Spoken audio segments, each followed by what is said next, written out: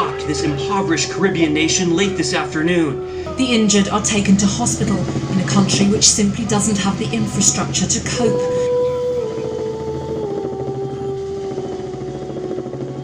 On January 12, 2010, a 7-point earthquake struck near the capital city of Port-au-Prince, Haiti, killing over 300,000 people.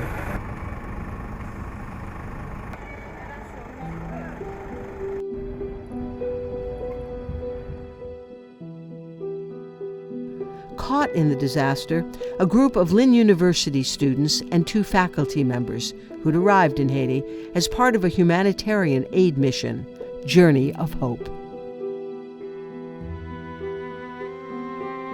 They were housed at the Hotel Montana, the site of a massive collapse.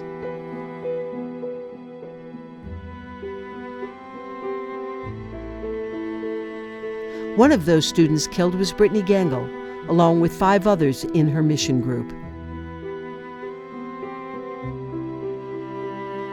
What happened in Haiti changed Britt's heart, that she really wanted to come and help the children of Haiti because she knew that they needed help, and that's who she was. Those that needed the help the most, that's who she wanted to help. So the text message that she had sent me 3 hours before the earthquake, they love us so much and everyone is so happy.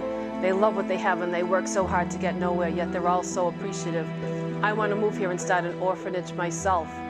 And so many people heard her words and people wanted to help us and they wanted to make her last wish come true. And that's how Be Like Britt started, is just by the kindness of people helping us make Brittany's last wish come true. Britt was a beacon of light for the family. She was very confident, loving, compassionate.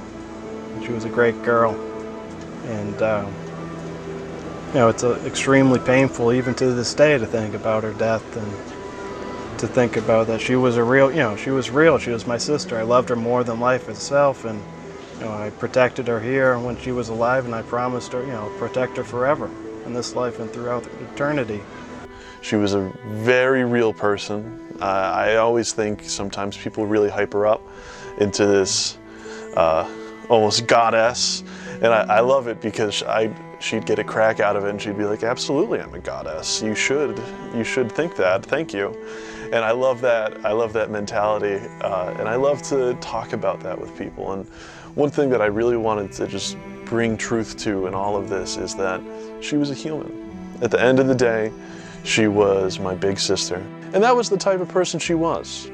And after 10 years, I still carry that person around with me, just thinking who she was and who she was going to be. Like, I want her here so bad next to me.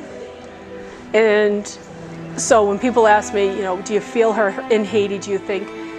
But then I have to giggle because I know she's so in charge down here. I know that she's the one really coordinating everything because this was her last wish. And so when I do look around in Haiti and I see these children, I really do feel, that Brittany is here.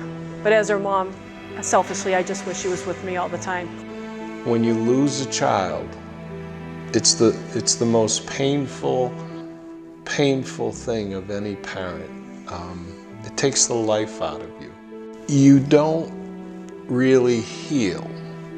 You learn how to function in a way that allows you at moments to enjoy your life. And with me, it's been about embracing change.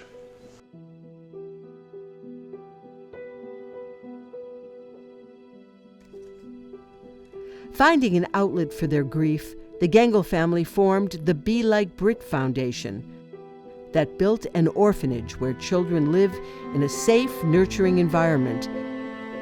They thrive and learn. They will grow into adults with a bright future.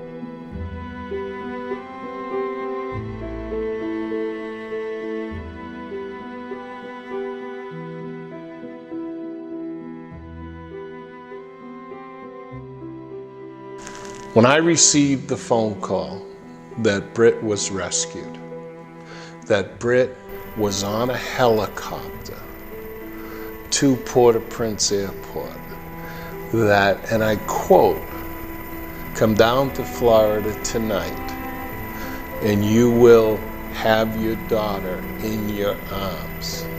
To go to Lynn University and to have the president of the college look us in the eyes with tears in his eyes and said, "We got wrong intel. We don't have your daughter." To lose your daughter or your sister twice in 48 hours is just unfathomable. And that is why we honored Britt and her legacy, because we had to show the world that something good could come out of something so horrific.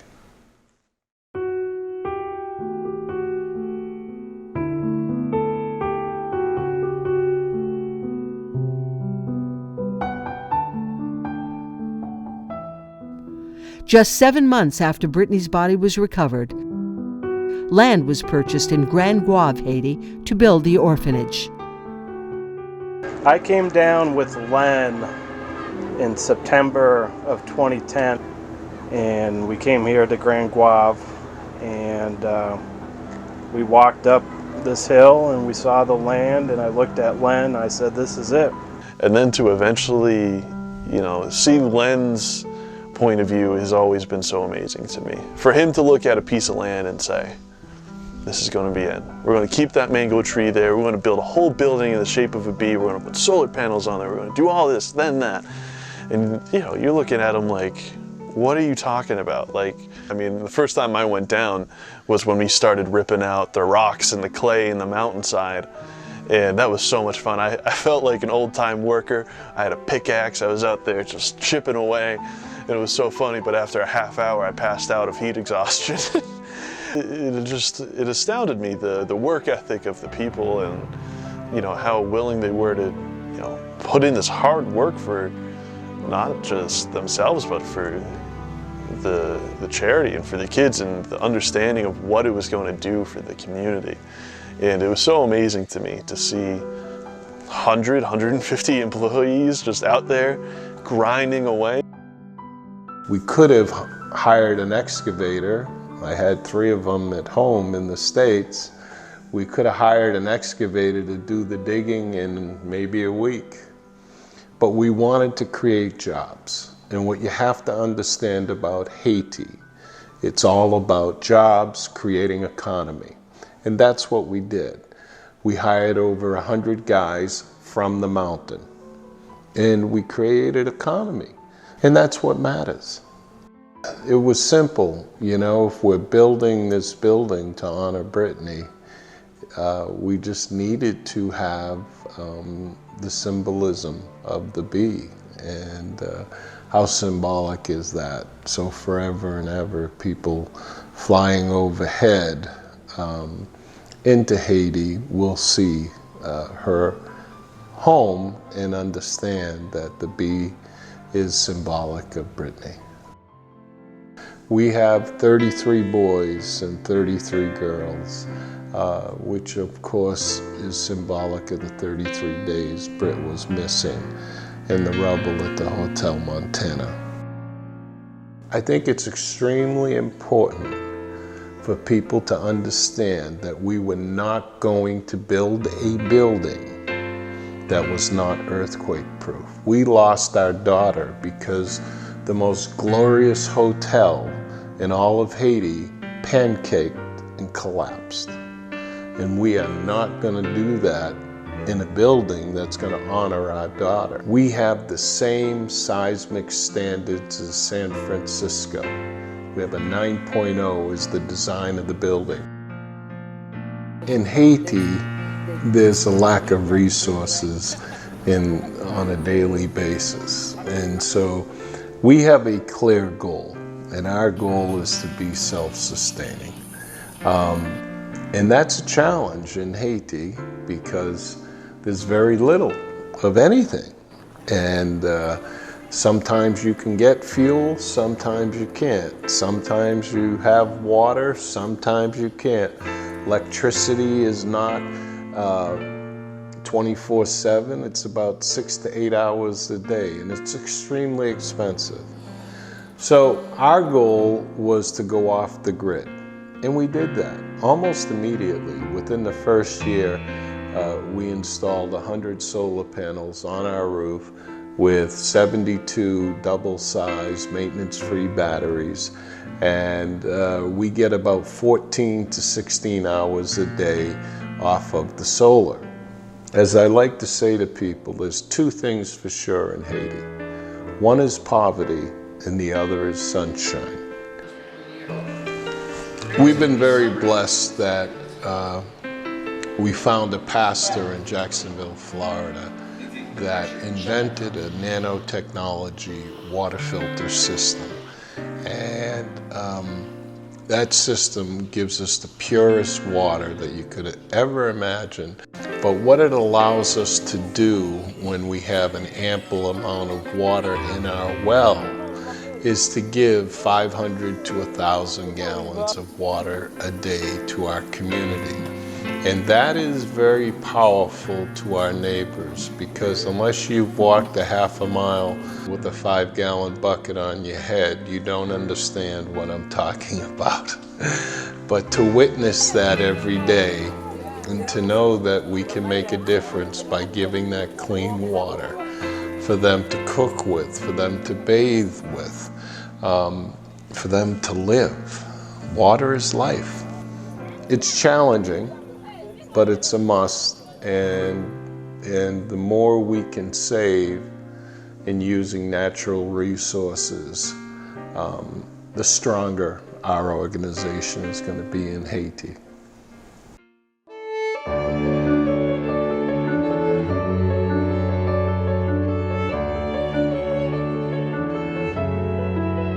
We need to develop a program that is going to have an impact on the people of Grand Guave. We're going to do our piece. We came up with the idea to build a guest house next to Brit's home for the missionary program. We have 300 to 400 missionaries come into Grand Guave, and we have a wonderful program that we developed over the years where we actually build a home, start to finish, for a family in need who's living in a tent or a lean-to or shanty, to watch these missionaries come and build that house, and by the end of the week hand a key to a family, give them that security. I always think of Dr. Abraham Maslow's pyramid, and that pyramid of life, where the first level is the physical, food, water, shelter, and the second level on that pyramid is safety. So when we build a house, we've actually brought them 2 levels up on the pyramid of life. And that is what's so powerful of our missionary program. And so I designed in 2014 the first Be Like Brit house, and we made it hurricane proof. And that is what's so powerful of our missionary program. They think they're coming to help Haiti. And in actuality, it's Haiti that helps them. And that's so beautiful to witness. We've had over 1,000 people come to Haiti to build, and we've built hundreds of houses. So this has worked well for us at Brit's home in changing the lives of thousands of people.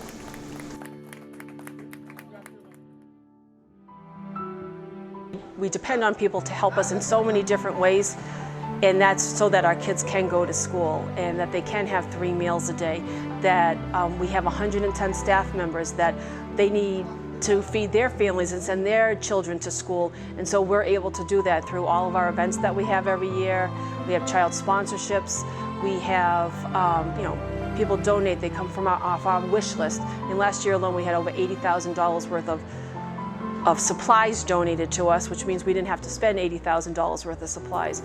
And all of this goes to helping our children, our staff, and our community in Haiti, because we build a home every time we have a trip that comes down to Haiti, and we are part of this community, and we want the best for this community because our children are here.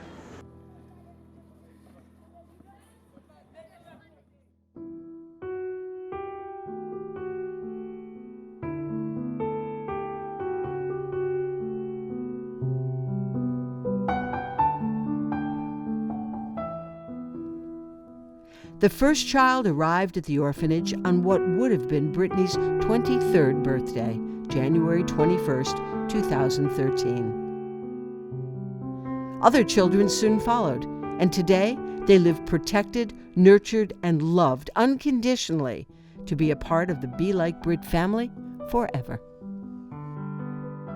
So we put together a program committee that included like Len's sister Chris, Deb Pilato-Fontaine, who was a professor at Becker, Father Madden at St. John's Church, Sue Johnson, who was a friend and did medical, and Suzanne Brady, who was a co-worker of Chrissy's, and they were in child development, because this was all going to be all about children. And so we sat, and really for the 2 years that Len was building the building, we would meet on a regular basis, and we came up with a 39-page document we call it our guiding principles. And this is, who were we going to take in here? How were we going to raise them? What was going to happen on the inside of the building? And so many tiers, many discussion, and we decided to use the United Nations Rights of a Child because they're Haitian children, not American children. We want to be respectful of the culture, and we always say with a little bit of Gangalism in there as well. She's done an amazing job. She's mommy loved, or T-loved, to the children here at Brit's home. It takes great dignity to serve others, and Mommy Love brings that to Be Like Brit and Brit's home every day. And we feel very blessed to have her here. She is my confidant and my right hand in Haiti, and has just been a great attribute and role model for our children. It's an amazing journey. The love, the kids, the staff, just to see the kids growing up and how, we're able to balance the Haitian part and the American part with them, which makes them so much more productive. Because we don't want to take away from their Haitian culture. They do keep their Haitian culture, but by the same time, if they're going to be global, they have to understand how other things work outside of Haiti. So that's where the American part comes in. And the kids are doing extremely well, and they just want to learn so much. And they also know that the chances of them having a chance here is a lot slimmer if they don't have a certain education for them to be able to go out and bring it back here.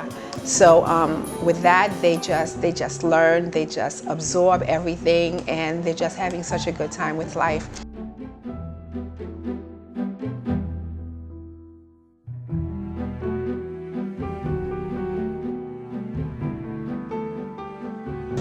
For a kid to be successful, or for a person to be successful here in Haiti, you got to know 3 languages: Creole, French, and English. Most of our children did not go to school before they came to us, but now since they've been here, they've had consistent education, and they'll continue to do that. So someone like Delienne, who's only in 7th grade, I always say it's sad, but it's happy because she's had that consistent education and will continue to have that. And we know that she wants to go on to college, and that's what Be Like Brit allows her to do, is to continue her education. If you ask her, she wants to be a diplomat, which I love.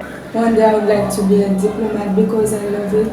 And I would like to meet more people and speak a lot of language, fly in order to a lot of country, because I love language. Technology will set Haiti free, in my opinion and in my perspective. You know, right now there's thousands, if not hundreds of thousands of jobs available remotely.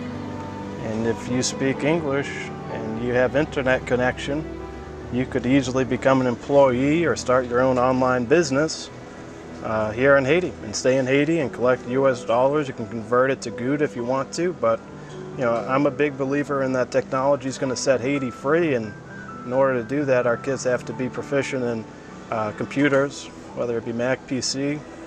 And I think with the entrepreneurial classes that we're doing here with our kids, I see great hope with them starting their own online business. You know, it'd be an honor to see them. I'd be a really proud uncle. One of my goals is to have our children and create a call center for them to work at. And that call center will compete with call centers in India, in China, in the Philippines. They will be able to live in Haiti and actually work on the world stage, make US dollars, and actually create a middle class in Haiti, which doesn't exist.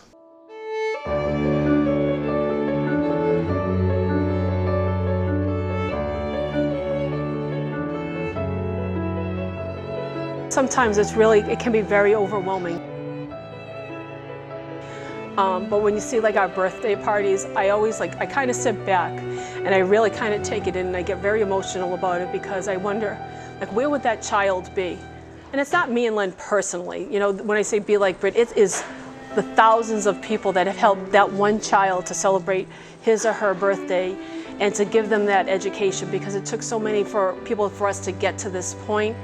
And it is extremely humbling for us to know that people are still with us and want, not for Len and I, but want more for the children of Haiti, want more for the people of Haiti, and that they've fallen in love. And I think, you know, that's one of Brit's greatest gifts, is that, yes, her text message, but so many more people now know about Haiti and that they're aware of what's going on in Haiti.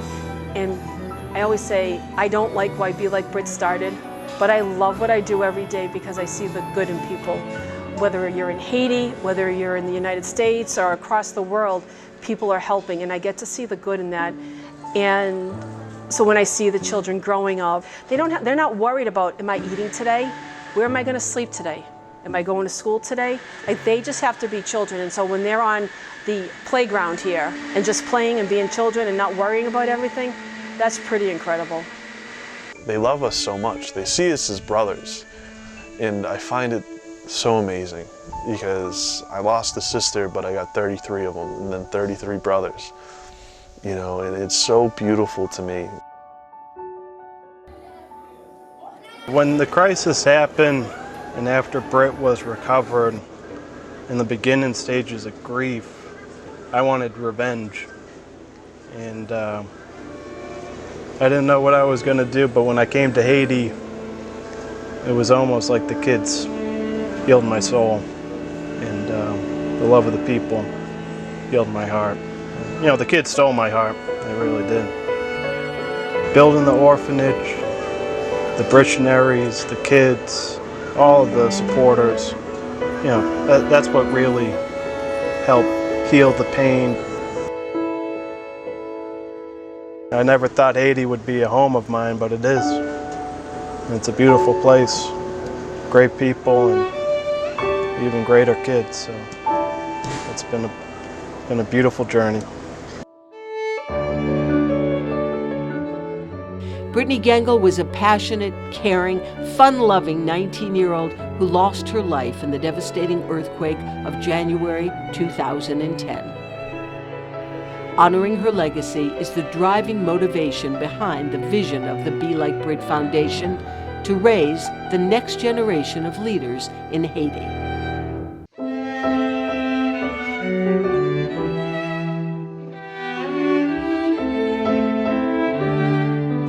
You know, I honestly believe if we can make the world a little bit better before we leave this earth, we have accomplished great things. And that's my goal for our children. Not to give them a handout, but to empower them and teach them how to self-sustain. And that's the greatest gift of any parent, to teach our children how to be independent, how to be able to take care of oneself, and how to help others.